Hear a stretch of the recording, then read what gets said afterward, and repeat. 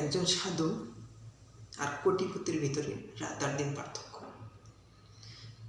সাধু পরিবার পরিজন অর্থ প্রাচুর্য সব কিছু ত্যাগ করে গরুর আখড়ায় যায়। গরুর চরণতলে সে ঠাঁই নেয়। যে গরু যে পথটা অনুসরণ করে চলতেছে, সেই পথটা যদি আমি ধরতে পারি, সেই পথ অনুসরণ করতে পারি, তার ভিতরে যে জ্ঞান সবগুলো যদি আমি নিতে পারি, তাহলে আমি স্রষ্টার দেখা পাবো, স্রষ্টাকে আমি রাজি খুশি করতে পারবো। এই জন্য সে গুরু যেটা বলে সেটা পুঙ্খানুপুঙ্খভাবে পালন করার চেষ্টা করে। একজন পরিবারের মানুষ যতটুকু বললে সে শোনে না, অথচ তার গরুর কোনো কথা সে ফেলতে পারে না। গুরুকে সে এতটা শ্রদ্ধার চোখে দেখে, সে মনে করে আমার গুরুকে রাজি খুশি করতে পারলে আমি তার হাত ধরে আমি পরলোকে ভালো কিছু পাব। পৃথিবীতে বহুত সন্ন্যাসী সাধু তাদের নিজের অর্থ সম্পদ সব গরুর দরবারে দিয়ে দিচ্ছে, দান করছে, লাখ লাখ টাকা খরচ করে শুধু গুরুকে রাজি খুশি করার জন্য।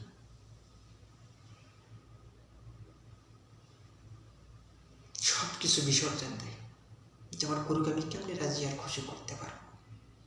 একজন সাধু তার দেহতত্ত্ব নিয়ে যতটুকু চিন্তা ভাবনা করে, একজন সাধারণ মানুষ তার কোনো কিছুই জানে না।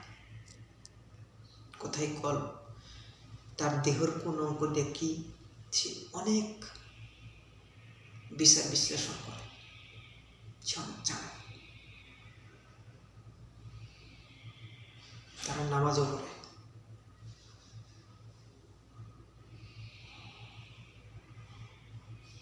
তাদের চিন্তাধারা একজন সাধারণ মানুষের চিন্তাধারার সাথে কখনো মিল খায় না, খাওয়ার কথা না। পৃথিবীতে বহুত লোক দেখে, নিজামুদ্দিন আউলির দরবারে গিয়ে কত লোকজন 3 রাত 24 ঘন্টা পড়ে আছে। লালন সাইজির মাজারে যা কত লোকজন পড়ে আছে বিভিন্ন দরবার শরীফে। আবার একজন কোটিপতি, তার চিন্তাধারা যে আমার যত সম্পদ আছে এই সম্পদকে আমি কত আরো বৃদ্ধি করতে পারবো।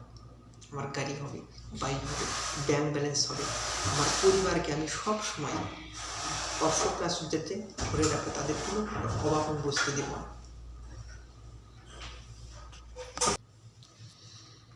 সেখানে তারপরে এত টাকা কামাই করার পরে সে শান্তি খুঁজে পায় না। পুলিশের ঝামেলা, তার যত টাকা তার তত টেনশন, হার্ট অ্যাটাকের প্রবলেম, এখানে মাস্তান, ওখানে ট্যাক্স দাও, ওখানে এই সেই নানান ঝামেলা, টেন্ডার কি এত, এই মানে সর্বক্ষণ এতটা তার পেশার। এই পেশারে সে মনে করেন সারাক্ষণ, সে প্রথমে যে চিন্তাধারা যে করছিল আমি কোটি কোটি টাকা দিয়ে আমি সব কিছু কিনতে পারবো, কিন্তু না, শেষে মনে করে যে আমার এগুলি আমার জীবনে কাল হয়ে দাঁড়াচ্ছে, এগুলি আমার জীবনে একটা অভিশাপ হয়ে দাঁড়াচ্ছে।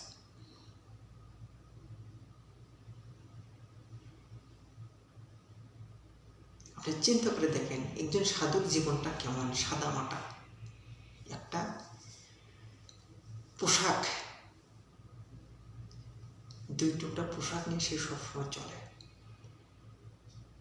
ভালো কোনো পোশাক না, হয় একটা সাদা কাপড়, না হলে লাল, না হলে একটা হলুদ।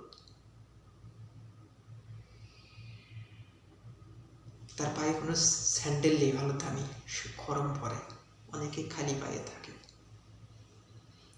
ঝড় বৃষ্টি শীত টিটে যাকে এই পোশাককে মনে করে, এতটা মূল্য দেয়।